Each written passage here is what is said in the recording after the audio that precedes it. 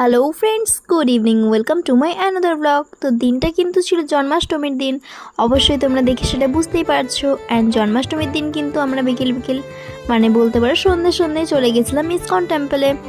আর আজকে কিন্তু এখানে এত লোক এসেছিলো তোমরা আশা করি দেখতেই পাচ্ছো।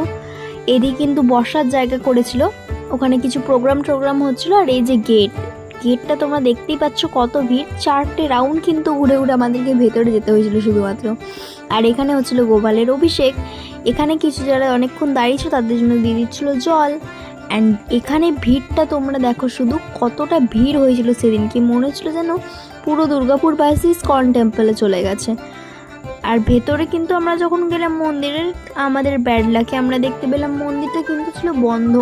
তাই একটু ওখানে ঘোরাঘুরি করে, আর সাজটা দেখো সেদিন কত সুন্দর সাজিয়েছিল ভেতরটাতে। তারপর আমি কিন্তু চলে গেছিলাম গোপী ড্রেস কিনতে। আর কি গোপী ড্রেস কিনেছিলাম সেটা পরের ভিডিওতেই জানতে পারবে। দেন চলে গেছিলাম ওখান থেকে পিসি বাড়ি গিয়ে প্রসাদ খেয়ে চলে গেলাম বাড়ি। টাটা।